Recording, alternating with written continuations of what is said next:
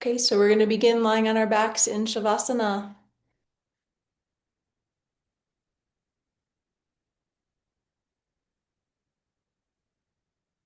You don't need anything yet, but if you want to have the belt nearby, that way you don't have to get up in a moment to get it,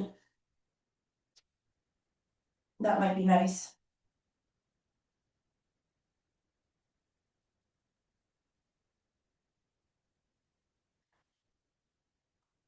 So just allowing your body to drop.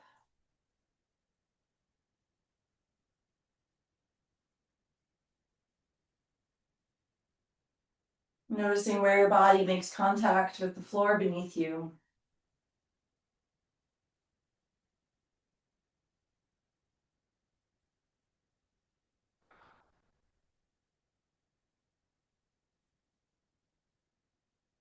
Be aware of your breath, but let's just let the breath happen on its own.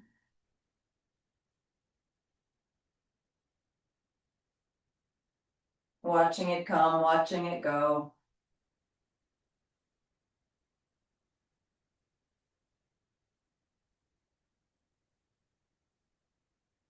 Anchoring awareness to the breath.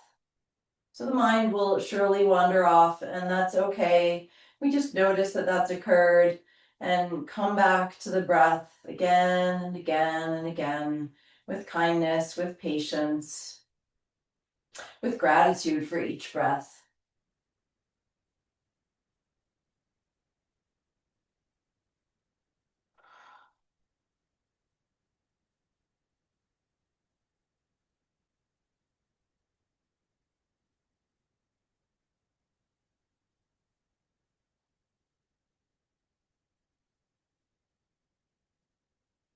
Acknowledging anything else that's bubbling up to the surface of awareness.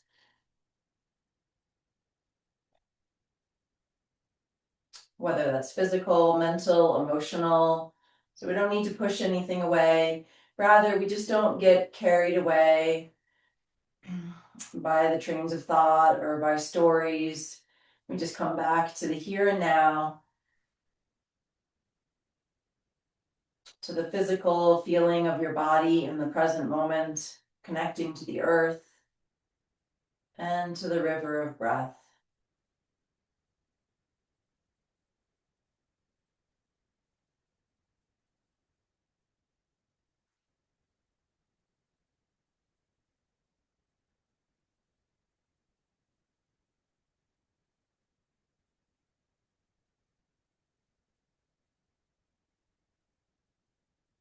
And while this is simple, this practice of presence, it's not easy.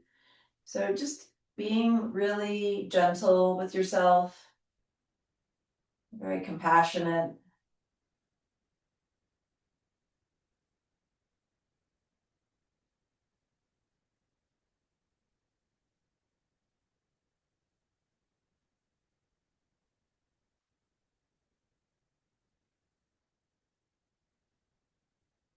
A few more breaths here before we begin our movement inquiry, practicing presence.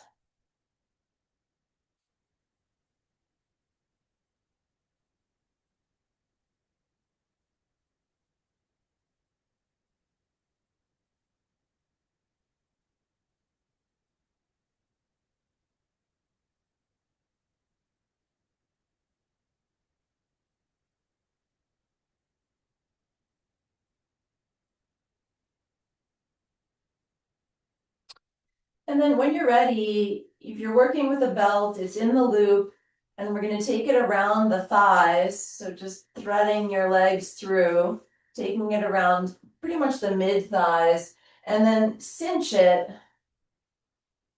so that it's snug and you can feel some tension on the belt and straighten the legs. So feet could be really close together. They could be hip width apart, whatever feels better for your hips. If you don't have a belt, you can place your hand on your outer thighs. It's going to be not quite the same, but similar sensation here. So there's tension in the belt, and you can add a little bit of tension by pressing your thighs outward. So legs are straight, feet are flexed, toes point up toward the ceiling, just as if you were standing. It's kind of a Supta Samasthiti or Supta Tadasana, like a mountain pose. Pressing into the belt, not with everything you've got, just moderate effort. So let's press away, press the thighs outward into the belt, and also press the thighs down toward the ground. Unless you feel it's better to keep your knees bent. So outward and downward rooting of the legs. For a few more breaths here, just noticing what you're noticing. Whether it's mental commentary, maybe it feels stupid or useless, maybe it's interesting, maybe you're surprisingly tired by what's a seemingly simple movement. And then we're going to add, so keeping this sense of resistance outward and maybe downward, moderate effort, we're going to add a little SI release. So it's not a big movement. Just slide one leg away from you toward the foot edge of your mat. And then slide the other leg away from you toward the foot edge of your mat. So it's like you're trying to slide the back of your leg away from you. This is a little release for your sacroiliac joint. Just starting to mobilize through the hips a little bit, alternating one leg, sliding, reaching away from you, and then the other. You can pause at the end range for a little bit. You might feel, and you might even initiate the movement from your hips, if that makes sense to you. So one hip, one ilia, one side of the pelvis sliding down.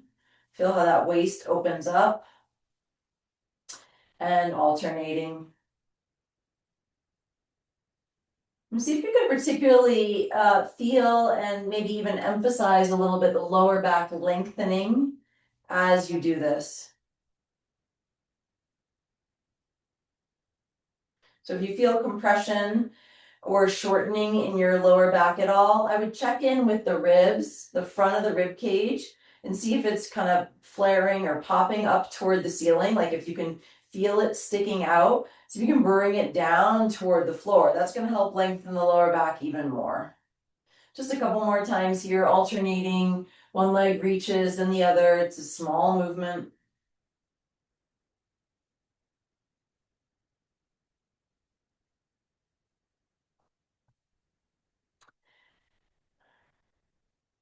And then reaching through both legs, still maintaining that sense of outward and maybe downward action. Take hold of your elbows, bring your arms up around your head. If that's too much, arms can come out wider. They're still overhead. And we're gonna add a little side bend here. So you can walk your upper body over to the left and stretch a little bit more through right elbow, right arm, and right heel.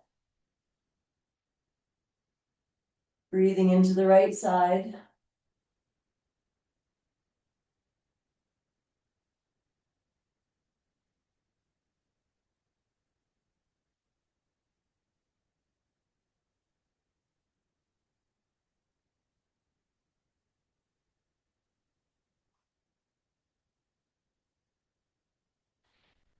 And take it over to the other side, whatever your second side is. So if your upper body is side bending, if you're taking side bend to the right, you can push more through left heel. Stretching more through left arm, right through the elbow. Breathing into the side that you're opening.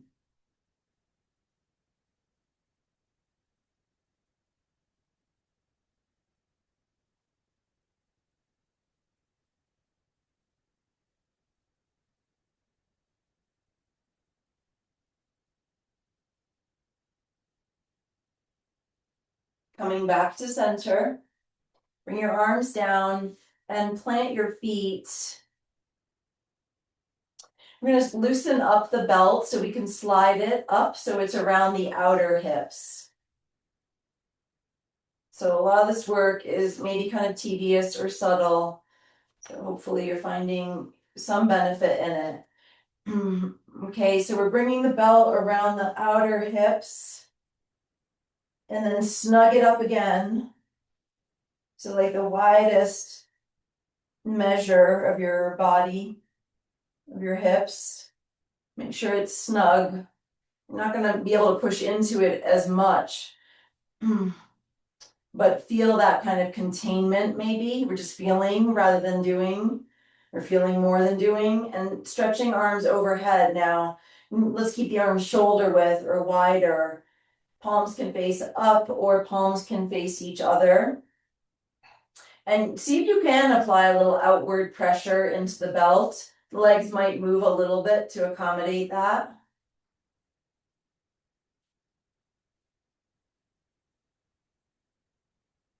Make it more about your breath. You're not doing anything wrong. If you're not feeling anything with the belt, if you're not working with the belt, hands are on the outer hips and you can press the hips into the hands and resist with the hands.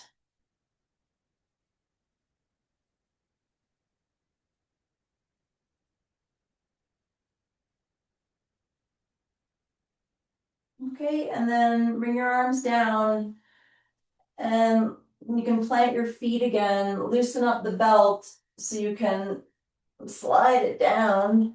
And then we're gonna just leave the loop for later. Doesn't matter if you use it now or not.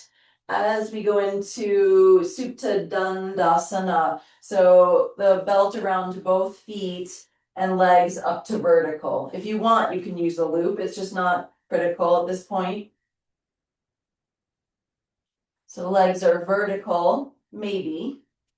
We've been working with this neutral pelvis here, really amazing for kind of reposturing your body in a more efficient way. So your pubic bone and your two frontal hip points, those bony hip points in the front of your body, are all on the same plane. Normally when we bring the legs in, the pubic bone is going to tip up relative to the hip points. So we're going to try to move the legs away until we can have that triangle table, aka neutral pelvis, and then draw the legs in without losing that pelvic positioning. Knees can be bent here. Push through your heels and resist back with your belt or scarf or towel. If you're at home and you don't have a belt, that's fine. Breathing into the sides of the torso, breathing into the back.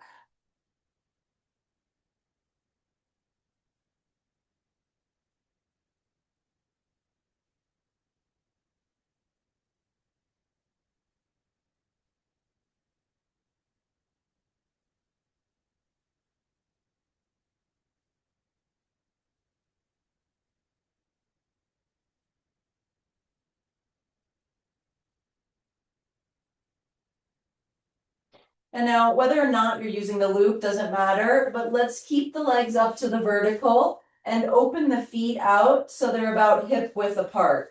So you could use the loop, it might just be handy, but not if it's stressful. Just make it easy, be successful here. So the belt could just be the normal, loop, non-loop around the feet. And the feet are hip width apart.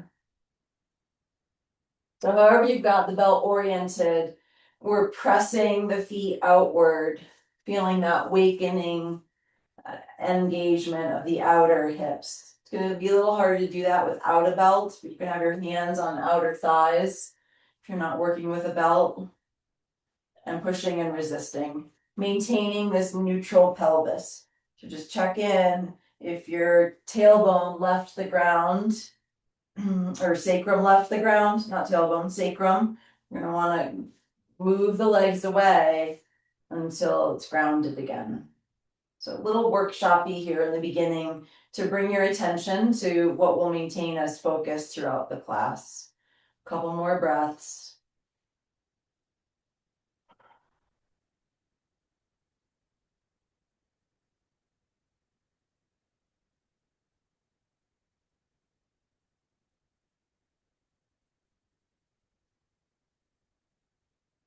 Okay, and then we'll keep the left leg up, bring the right foot down. Again, doesn't matter if you're using the loop or not, but we're using a belt or something to connect the left hand and left foot. You can keep your right foot planted, or you can straighten the right leg on the ground. Maintaining your neutral pelvis. That might mean that your leg doesn't get in as close as it normally does. That's okay.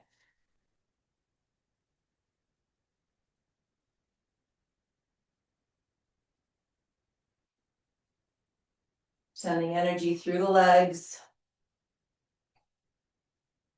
If your right leg is straight, press downward also.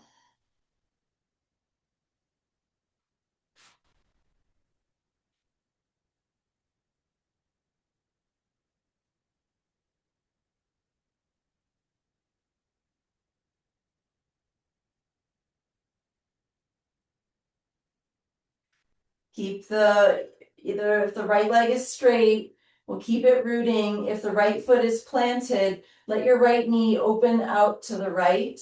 Maintain your neutral pelvis and open the left leg out to the left. So if you tip and the right side of the pelvis comes up, the right hip comes up, we want to back up so the pelvis is neutral. You don't need to use your belt here. I like to just kind of prop up on my elbow and hold my leg. The left leg is out to the left. And breath is in the foreground of awareness.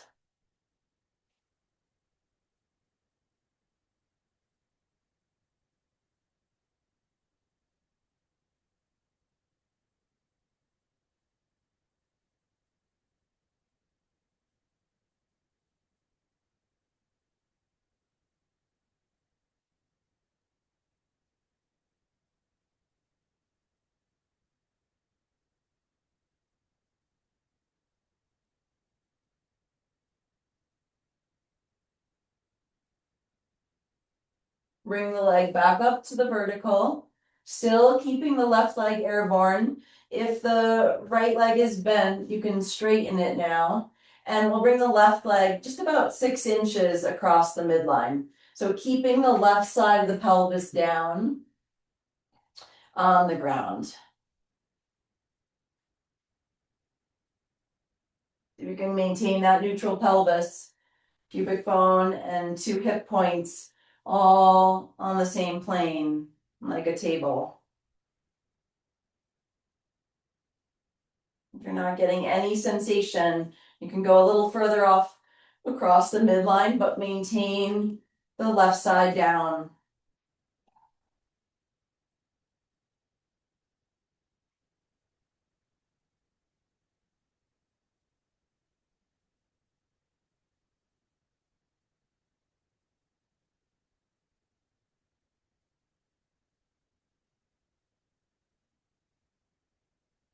Bring the leg back up to center. And we're going to switch legs here. You can start with your left foot planted, right leg up in the air. Using something to make a connection, right leg and right hand. Option to straighten the left leg. Check in with your pelvis, neutral pelvis, pubic bone, and 2 bony hip points, all level. If they're not, move the leg away, make that little gap between the lower spine and the floor so that the pelvis is neutral. Then see if the leg can come back in without disturbing your pelvis. Once you find your alignment, noticing sensation, staying with the breath.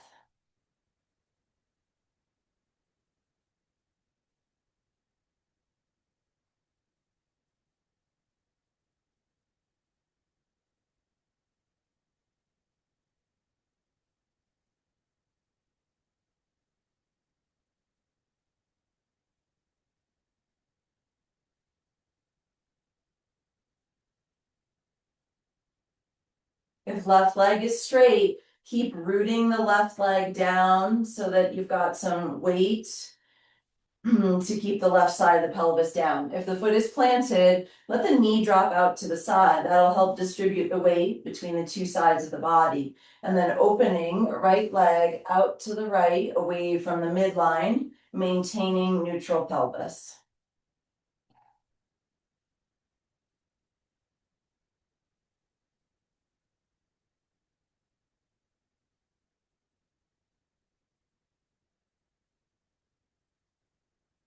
Breathing into the sides and the back of the ribs.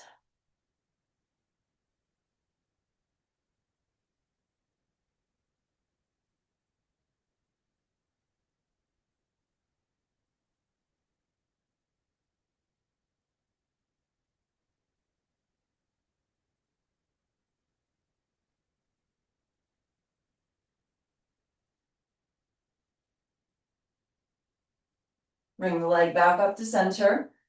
If left knee is bent at this point, straighten the left leg on the mat, and then keep the right side of the pelvis down. Bring the right leg over to the left, maybe just about 6 inches or so. So just go slow so you can really monitor the pelvis here and find a moderate amount of sensation.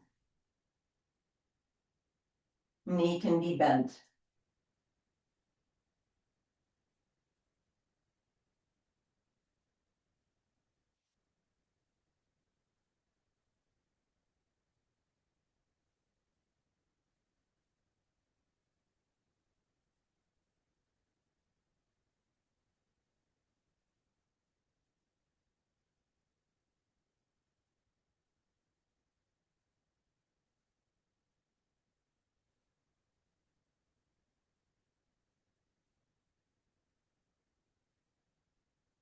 Bring the leg back up, pop the belt off, stretch the leg out, and take a moment to just rest in Shavasana and notice if anything's shifted for you physically. Notice your breath.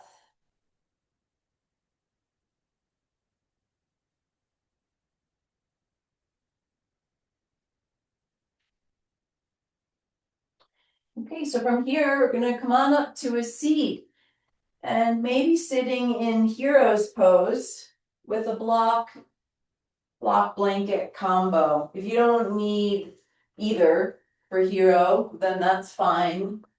If you already know that hero is a no-go pose for you, that's fine. You can just sit cross-legged. And if you want to use the block blanket combo, we're going to sit on the block and put the blanket in the knee crease.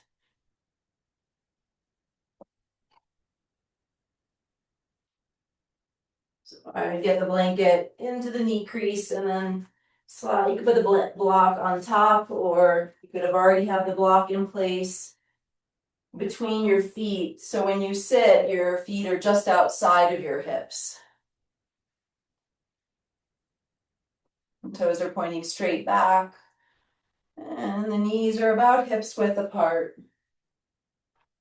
And however you're sitting, cross-legged or hero's pose or any way, just take a moment to land in your seat here. To feel this new connection to the earth. And to feel your breath moving through your body.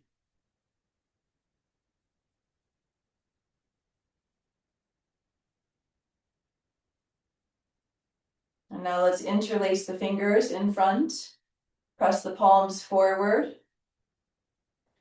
And raise the arms up. We're not back bending here, so keep your ribs down, front ribs down as you reach up toward the ceiling. The ribs can rise up, they just don't go forward, they just don't pop forward. Sinking a little bit more into the sitting bones as you stretch the arms away from them.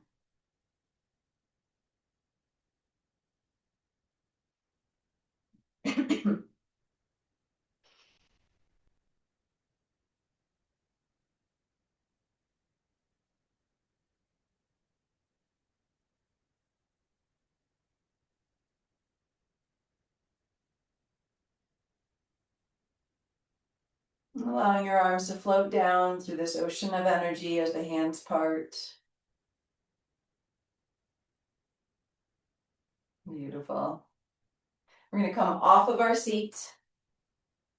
You could have it handy depending on where you end up going here.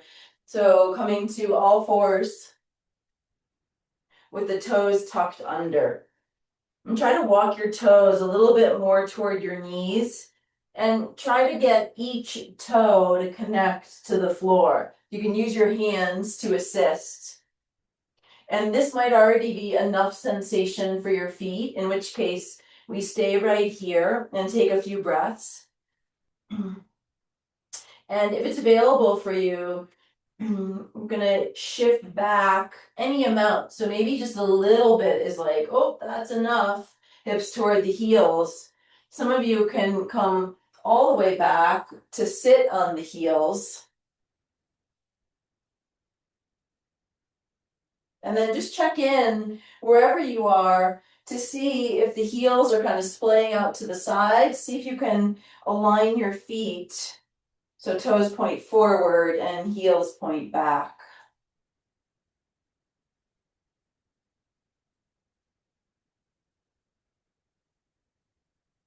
And we're simply breathing here, being with sensation for a little bit.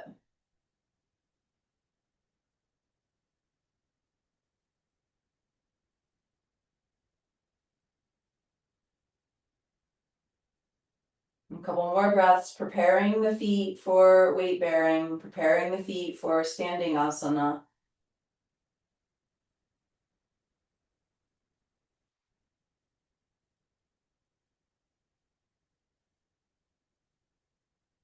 Okay, so from here, if you're working with a belt, we're going to grab it again. Of course, it's optional. It's just going to give you more feedback, so it's not critical. But we're going to bring the belt around the middle of your thighs. So same place we started with it, just about mid-thighs. We're going to snug up the belt. Be sure you're not going to trip on the tail at all, coming into downward facing dog. Snug the belt enough so that you have tension and the ability to press the thighs outward to increase the tension. Knees can be bent for sure. So if you're feeling like your back is rounding at all, please bend your knees. There's no prize for getting heels down. And there is a prize for creating a long spine. Okay, so thighs are pressing outward. And then if the knees are straight, you're pressing the thighs back, like back away from you. And definitely pushing the floor away with your hands as much as you can. And head can hang here.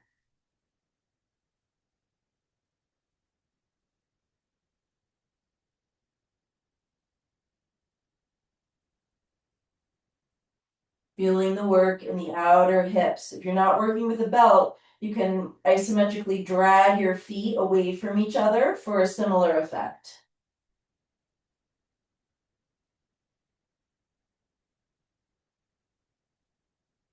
Okay, and then keep the belt if you can, if you've got it, and either walk the feet forward or walk the hands back or a combo to come on up to stand. Take your time.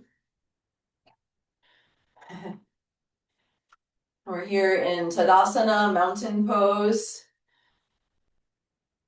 Thighs are pressing outward. Knees could be a little bit bent. And you can turn your arms, inner elbow creases forward, applying that moderate pressure outward to resist against the belt. Brush your spine with breath. Maybe eyes are closed, so you can really feel a little bit more from the inside.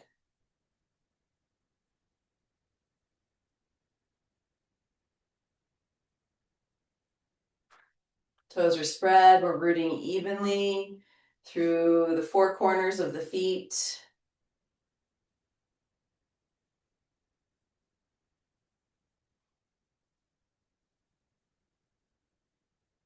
Okay, and then Urdhva Hastasana. So arms reach up overhead. And again, here the ribs are staying down. They could rise up, but they're not popping forward. So there's no back bend. I'm not suggesting a back bend. I'm suggesting more length here. So anchoring down through the feet, outward into the belt, and up through the arms. Squeezing the buttocks wouldn't be a bad idea here. Make it more about your breath.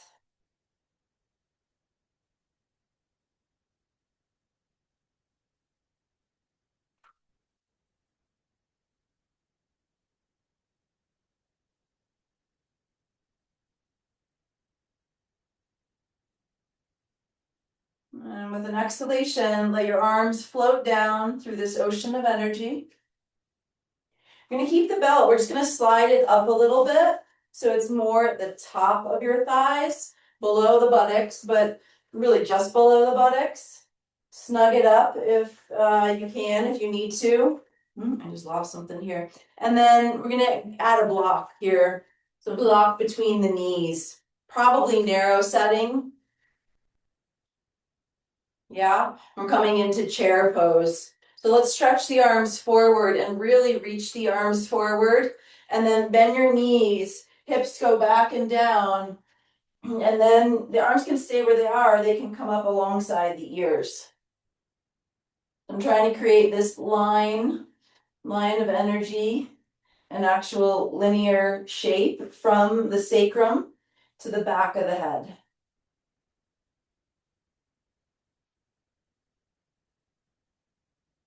Squeezing into the block with your knees. It's a little interesting. Squeezing into the block with the knees and then resisting into the belt and elongating from the sides of the torso all the way through to the fingertips.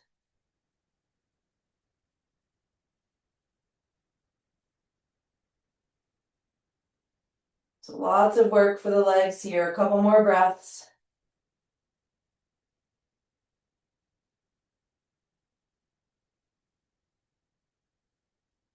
And then you can bring your arms down, take the block out, stand up, and we'll remove the belt.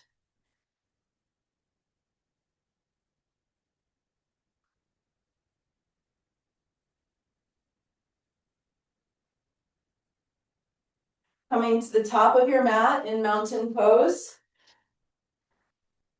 You might want to have your blocks handy at the top, just so they're there for convenience. And you might want to have a blanket handy. We're going to come down onto the knee. You might want extra knee help, extra knee padding. So finding mountain pose at the top of the mat and see if you can get some of that kind of echo or resonance of having the belt, that engagement, that like outward expansion or outward driving of the thighs. That might engage the quads or engage the glutes for you, maybe the quads too. Inhaling, arms reach up toward the ceiling, Urdhva Hastasana. Exhale, feel free to bend your knees as you fold forward to Uttanasana. Inhaling, lift about halfway, expanding the chest forward. Plant your hands, walk it back or step back to plank pose. And then lower all the way down. So you can lower knees first if you want. Elbows move back. Reach the elbows back, back, back as you lower. Inhale to cobra. And exhale to downward facing dog. And see if you can keep playing with this idea of how it felt to have the belt there around the thighs.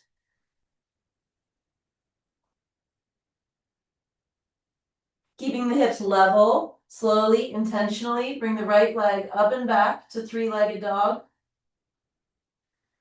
And then shift forward, and as you do, bring the knee in toward the chest and keep the hips high and place the right foot between the hands. We're going to lower the left knee down. Here's where you might want the blanket under your knee or you could fold your mat in so you've got double mat under your knee. We're going to come into a bit of a shorter lunge, so you can sit up and make sure your left knee is underneath your left hip, not back behind it. Dragging the front foot, dragging the right foot back isometrically, like into the mat, and squeezing the left glute.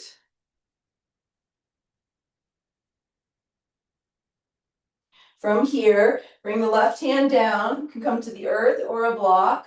We're going to reach back for the left foot. You might be able to lasso it with your belt if you can't reach. It would still be valuable, even if you couldn't reach, to draw the heel in and reach back with the hand. Okay, and then once you can get that connection, if you want it, if it's available to you, you can come all the way up through the spine. And you can hold with either or both hands. Sometimes it's a little uncomfortable on the knee. We almost want to be like a little bit forward of the knee, more onto the quad. Okay, so sitting up tall, lunging up tall through the spine. And then don't just pull the foot in, resist the foot pushes back into the hand as well.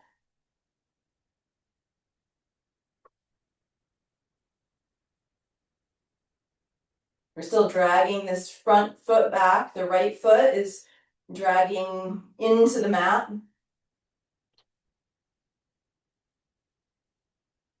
And the left glute is engaged. Squeeze the left glute.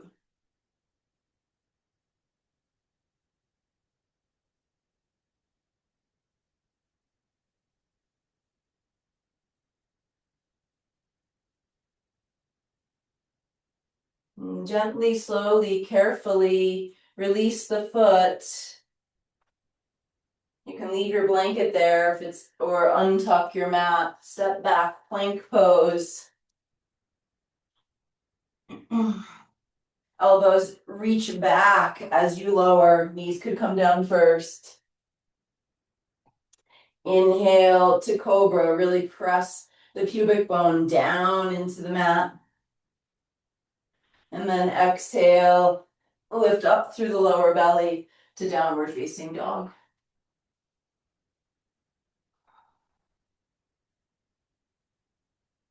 Hips stay level. It's a slow, intentional movement, not a whippy swing. Left leg up and back, three-legged dog.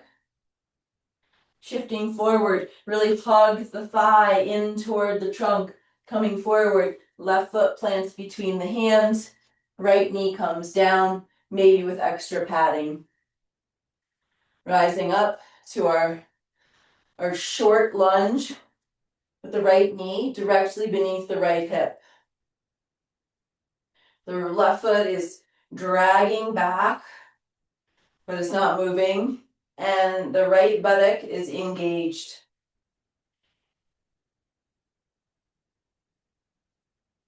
Try to maintain that action. Right hand can come down to earth or block.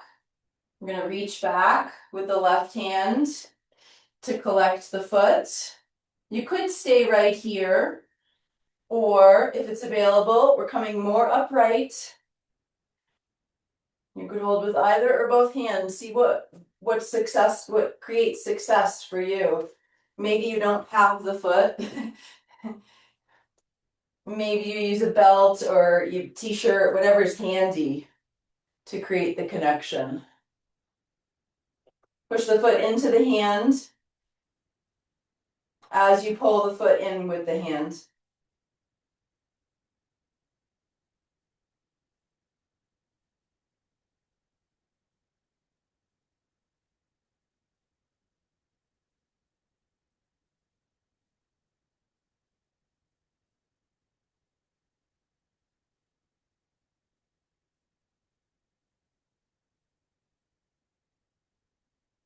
Slowly and carefully release the foot. Make your way back to plank, upper push-up position. Elbows draw back as you lower down. Rooting through the front of the pelvis, engage the glutes for cobra. Your exhale, press back, downward facing dog. Breathing here. There's this outward dialing action of the hands, like you could screw them into the floor, away from each other.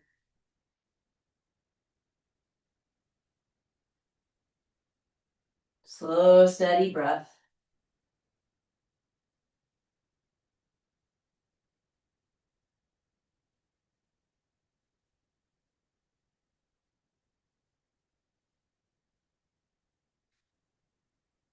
And then taking small steps forward till you're in Uttanasana, standing forward bend. Knees could be bent here.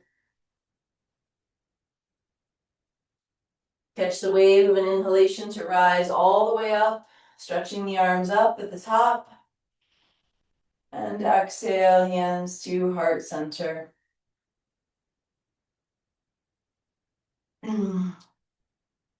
Inhale, reach up, Urdhva Hastasana. That's it. Exhale, fold forward, Uttanasana. Inhale, lift halfway, stretch the chest forward, step back to plank pose. Really engaged here. Squeezing glutes, abdominals are firm, energy through the legs. Elbows reach back as you lower down. Try not to collapse through the back. Finding your cobra. Engage the glutes. Root the pubic bone. See if you can hollow the abdominals away from the floor. And then gradually making your way back to downward facing dog.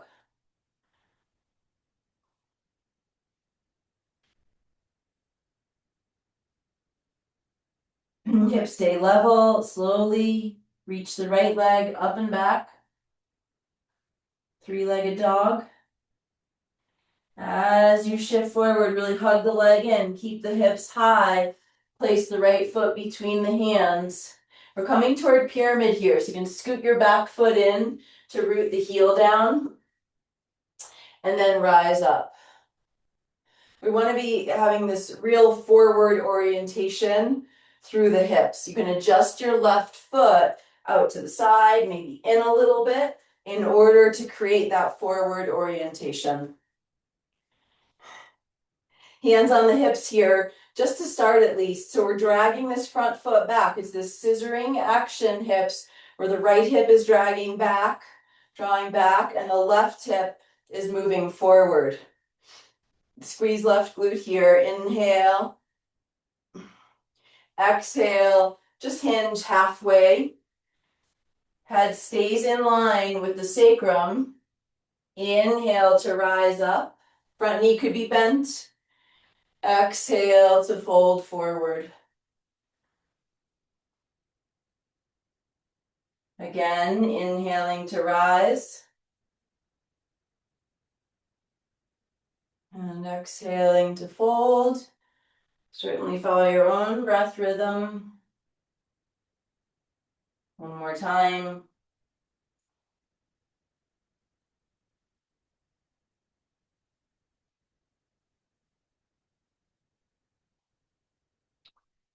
Okay, we're going to inhale to rise up one more time when it fits into your flow. And then you can either stretch your arms up if you want your hands to come down to the ground, or if you'd like, you can bring your hands into reverse prayer or keep your hands on your hips. Take a breath in, scissor the hips, exhale, fold forward. Let's maintain the back of the head in line with the sacrum.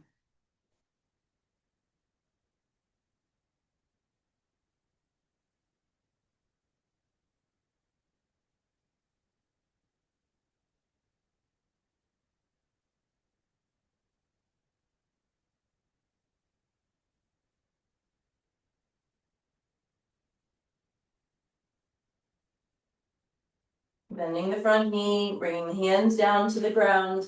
Step back to plank pose. Elbows reach back as you lower. Inhale to cobra, elbows still reaching back. Exhale, downward facing dog.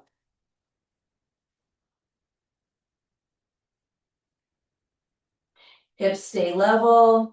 Slowly bring the left leg up and back to three-legged dog. Exhaling, hips stay high, hug the leg in so you can clear the floor, placing left foot between the hands, or however works for you to get there. Back foot scoots in a little bit to ground the heel, rising up. Adjust your back foot, adjust the width and stride of your stance so that both hips can point forward. Hands on the hips for now, and dragging this front foot back into the floor and squeezing right glute. So we've got this scissoring action. We're going to maintain. Exhale to fold forward. So just simple, inhaling to rise. Simple vinyasa here. Breath and movement working together.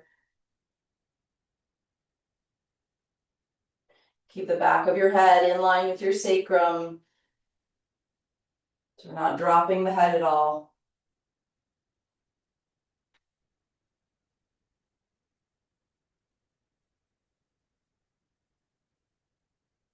Front knee could be bent. One more time.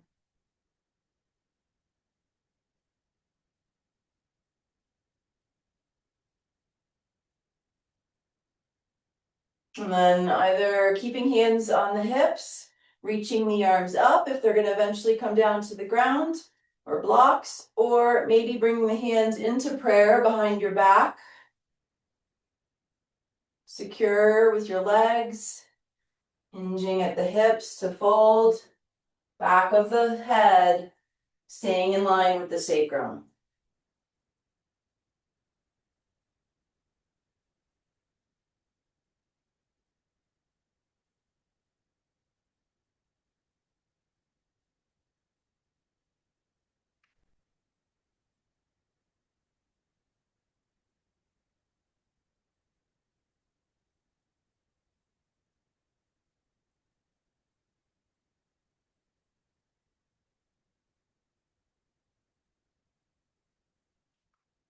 Gradually bend the left knee, bring the hands down to the ground, step back to plank,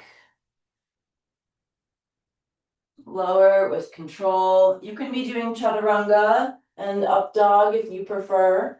We're just kind of taking it a little easier today with cobra, or maybe not easier, a little different, making your way back to downward facing dog.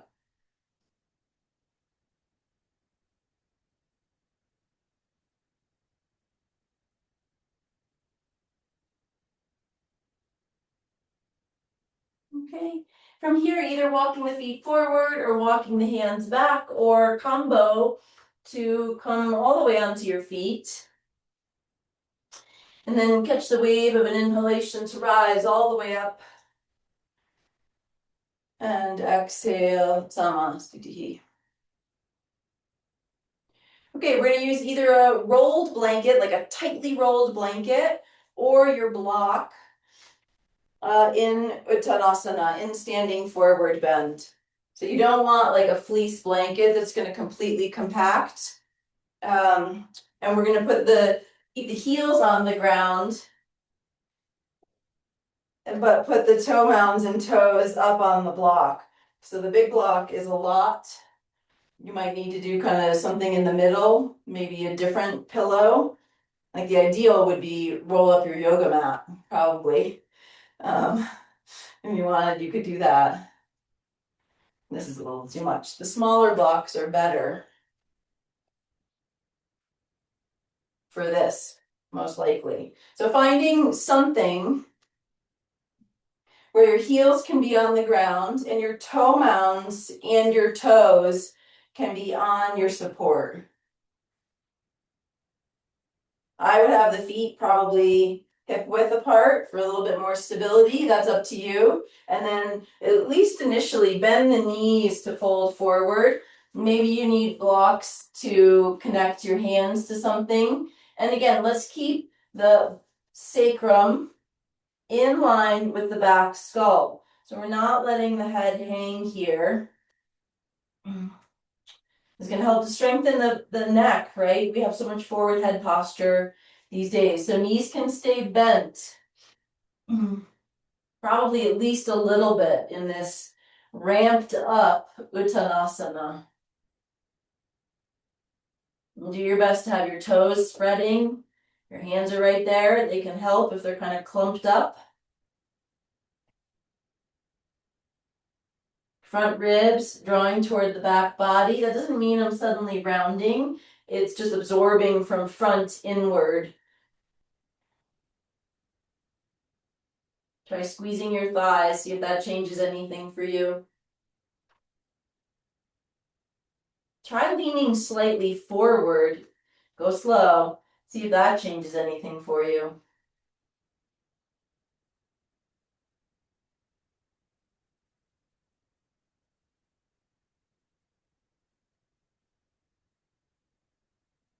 And then we're going to slowly attempt to stand. This is going to challenge your balance, so just be careful. You can bend the knees a lot more and rise up.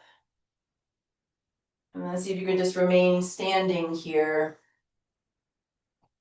in mountain, like this ramped up mountain pose. Be with your breath.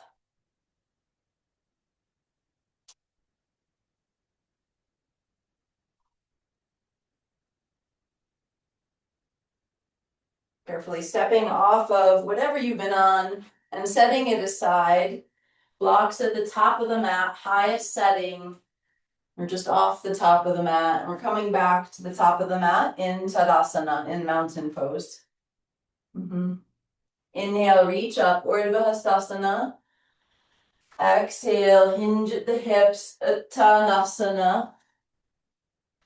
Inhale, lift halfway, Ardha Uttanasana. Step back. You can go right to down dog, or we step back to plank. Elbows draw back as you lower. Inhaling to your back bend. And exhale, meeting up in downward facing dog.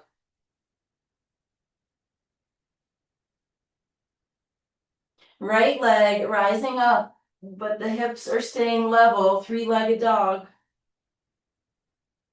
Shifting forward to plank, placing the foot between the hands. We're getting ready for warrior three. Yay, everybody's favorite. Hands to the blocks, highest setting, at least initially.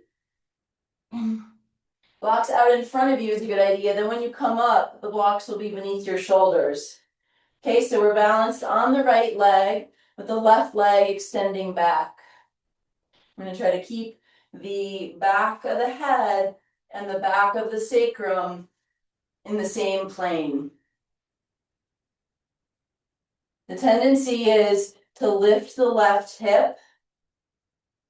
What we really want to do here is keep the pelvis level. So the left toes point down. And it's like we're lifting the right hip or lowering the left hip to find that balance. Okay, and then from here, let's bend the right leg. Bend your standing leg. We'll just be here for a moment. It's more work, but less stretch. And then we're going to straighten the leg, but let's do so slowly so we can focus on the outer right hip and try to pull the outer right hip back toward the left foot as you straighten the leg. Maybe it stays somewhat bent. Maybe that's better for you. That's fine. Send lots of energy through the left leg. And imagine you've got that belt around your outer hips and kind of hug the outer hips inward, like I came over and snugged the belt really, really snug, really tight. So outer hips hugging inward.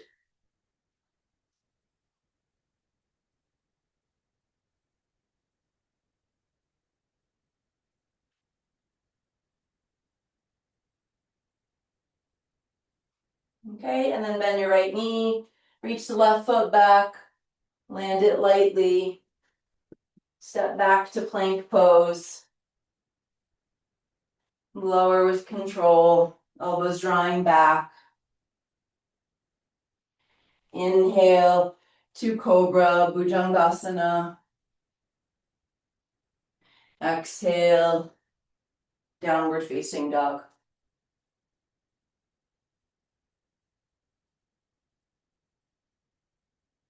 Hips stay level, left leg with intention, rising up and back into three-legged dog. As you shift forward, hug the leg in, place the foot between the hands, grab your blocks at the highest setting, shifting onto the left leg to find balance. So we're in our warrior three base, warrior three foundation. And the left leg, the standing leg could stay bent the whole time if that's better for you. You want to really prioritize level pelvis. So if you were to put a block on your sacrum, it wouldn't slide off the side. So you can take a peek and see right toes pointing down. And the left hip can lift up a little bit and the right hip can drop down. Of course, that can be overdone, but for most of us, we need to work that to find level. Okay, the sacrum and the back of the head are in line. Bend your left knee and pause here. Chest is reaching forward. Shoulders are drawing down away from the ears. Front ribs are in. Lots going on potentially. Okay, and then it's a slow straighten, so you can really focus on drawing your outer left hip back away from the left side of the ribs. Energy, lots of energy through the right leg. And then visualizing, feeling as if you have the belt around your outer hips and it's really snug. So outer hips hugging inward.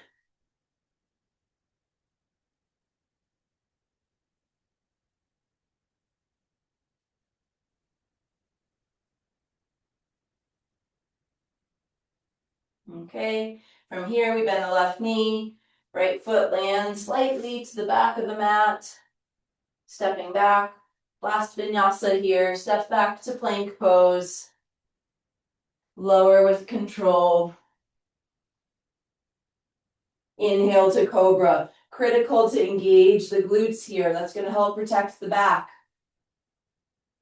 Your exhale, press back, downward facing dog, really lift through the hips from the lower belly.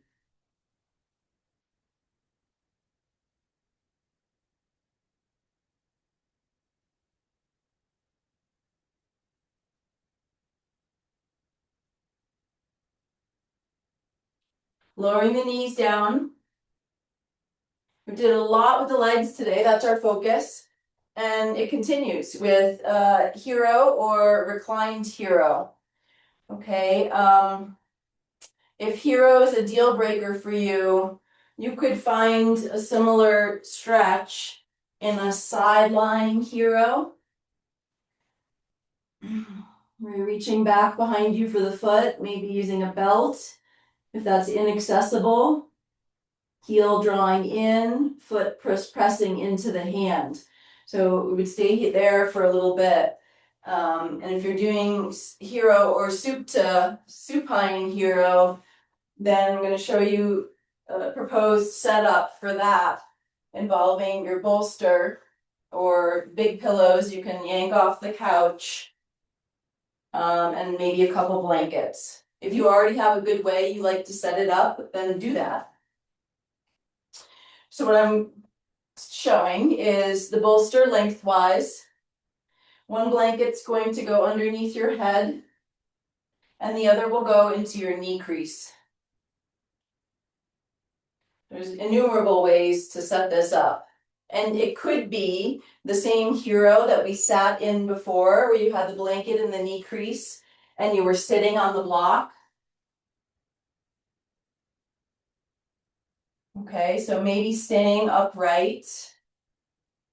Some folks sit on their feet. I like to sit just to the inside of my feet, so feet just outside of the hips. You could stay right here. Or having the bolster about 4 to 6 inches from the sacrum is my preference. Some people like it right up against the sacrum. I'd rather the lower back be able to drop a little bit.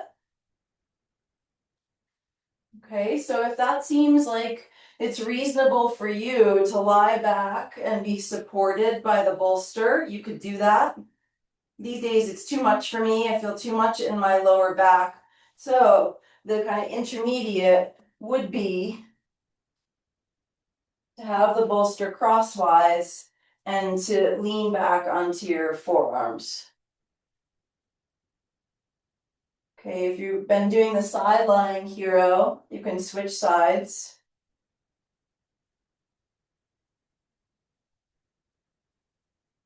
If you're all the way on your back or on the bolster, some of you might enjoy taking hold of your elbows with your arms up around your head.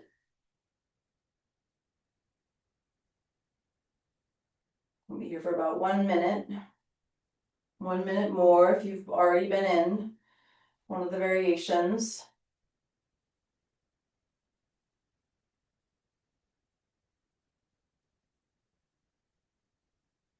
Breath is in the foreground of awareness.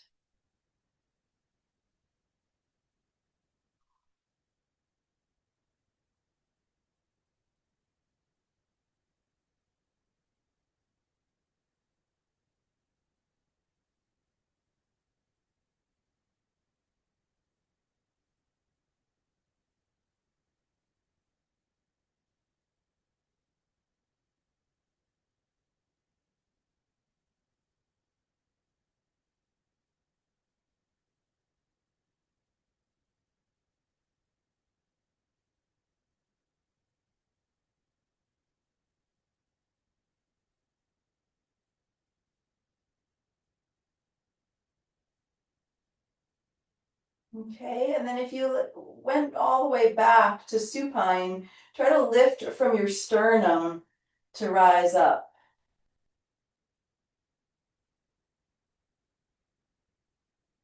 And you can slide your props aside. And then you decide what will feel right for you for a counter pose. Maybe you lie in Shavasana for a moment. Maybe you're in all fours, stretching out one leg at a time. Maybe it's down dog or child's pose.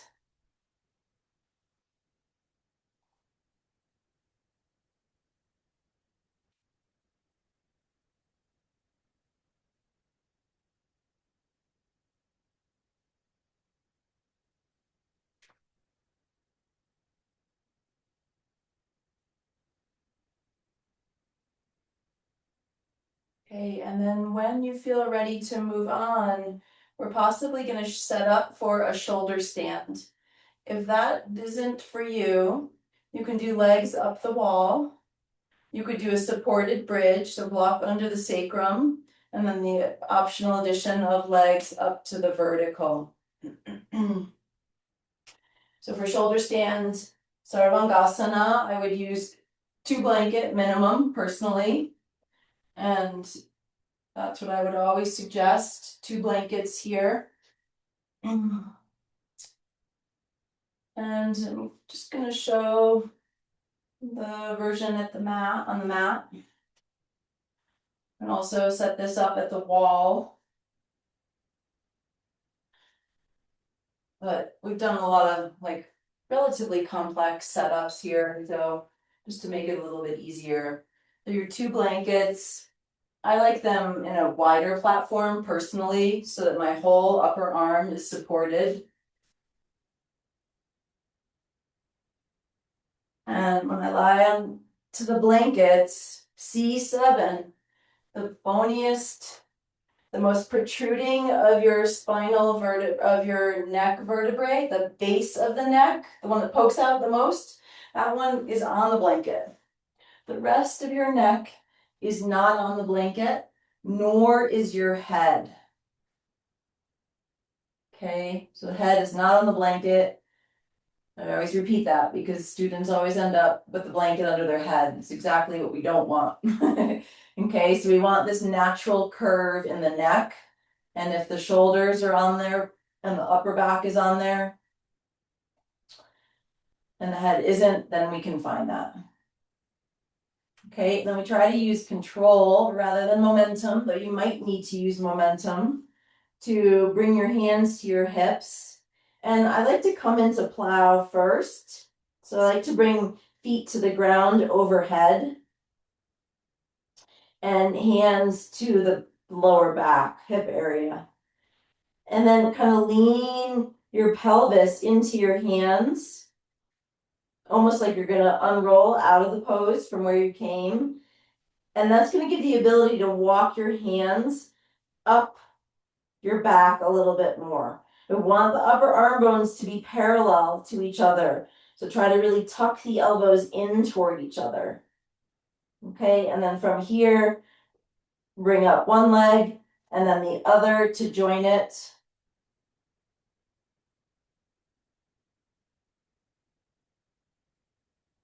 And reach actively through the legs. They'll be lighter if they're engaged.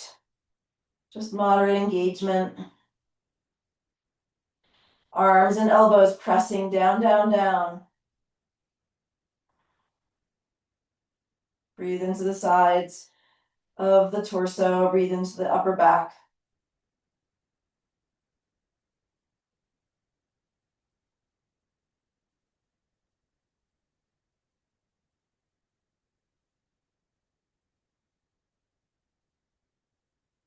It's crucial that you keep pressing the arms down and sending the legs up. We don't want to let the weight dump into the arms. So rooting to rise.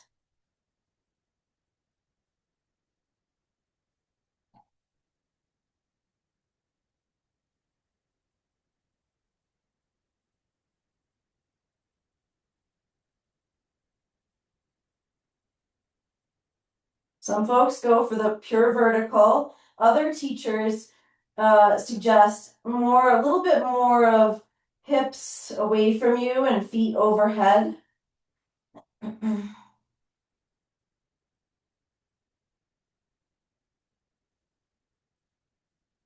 See what works for you.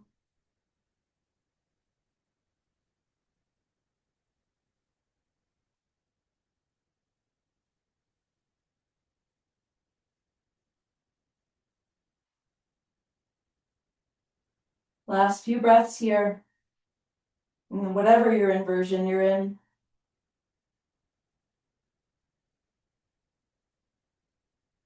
And then you can keep supporting your back. Bring your feet more overhead and keep supporting so you don't thump down, or your hands can come to the ground. So you've got that support of the floor so you don't thump down. Try to come down with control.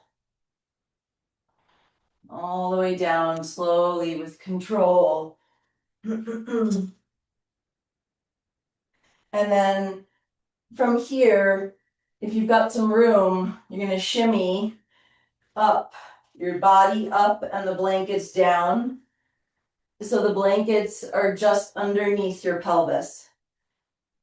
So if you've been in legs up the wall, you might come now into a supported bridge.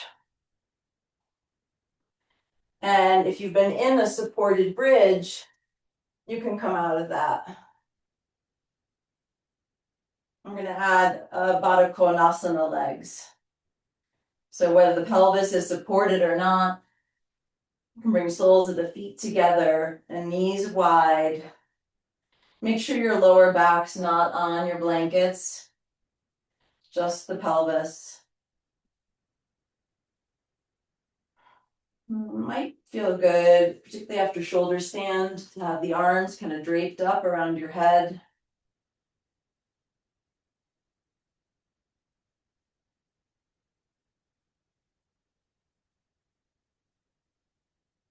You can kind of walk your spine away from your pelvis to get a little more length, a little more ease in the lower back.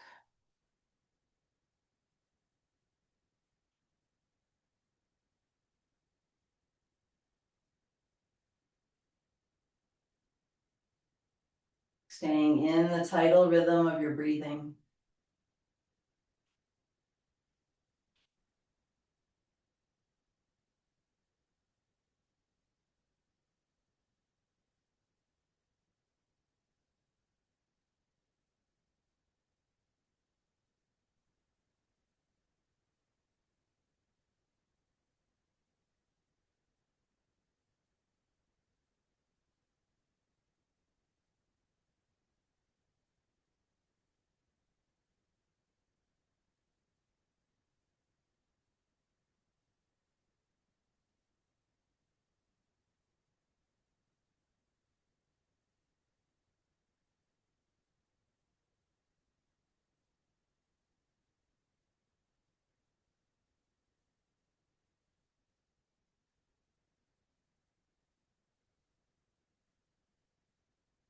And let's bring the arms down alongside the body.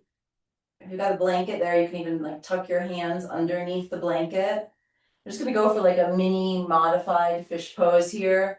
So sliding the back of your head along the ground. You can keep your shoulders down, or you can slide a little bit more to the top of your head and put more of your weight into your forearms and your elbows. If you just slid a little bit toward the top of your head, press it down. If you slid all the way to the top of your head, keep a lot of the weight in your arms.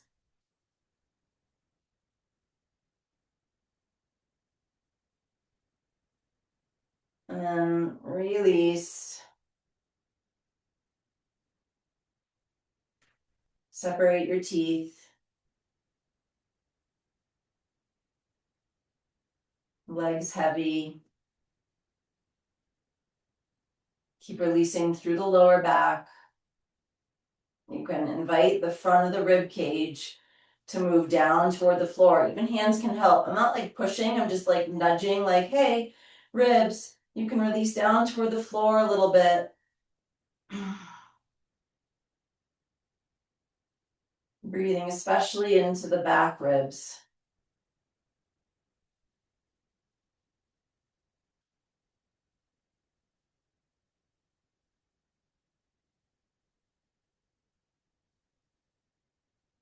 If this Baddha Konasana on the blankets feels like just what you need, or even want to just stay a little bit longer, then you're absolutely welcome to.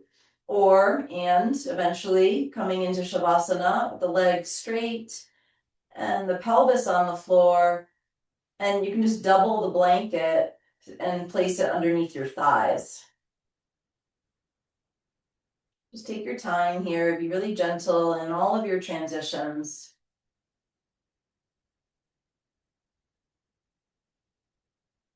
So perhaps the thighs or the knees are supported, feet wider than hips, arms alongside your body. Walk your spine away from your pelvis again. Make any other adjustments here so that you can rest in stillness.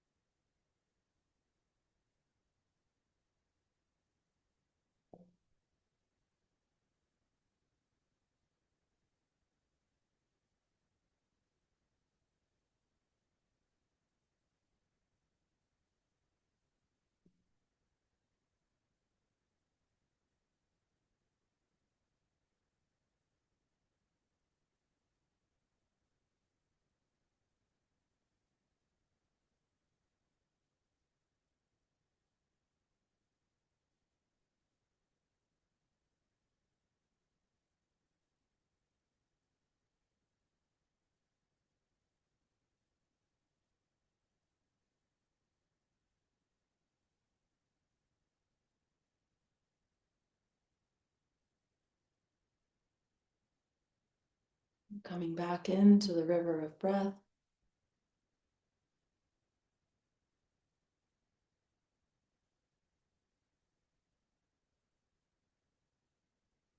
And coming back into physical form.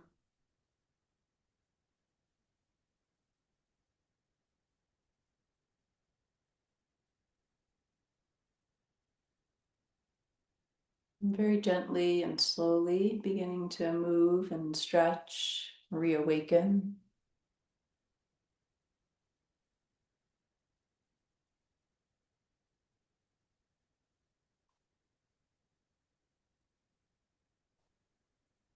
And when you feel ready, if you feel ready, gradually, gently rising up to a seat.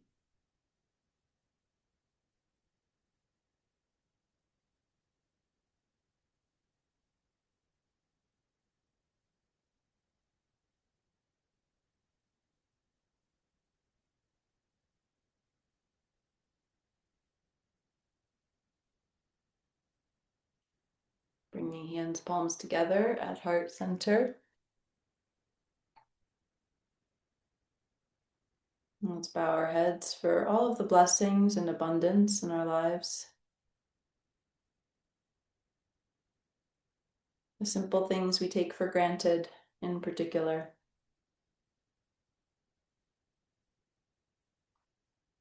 If you'd like, you can join me chanting Om Shanti Shanti Shanti, Om Peace Peace Peace. Taking a breath in. Om Shanti Shanti Shanti.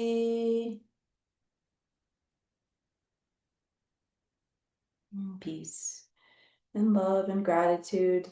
Thank you for joining me. Namaste.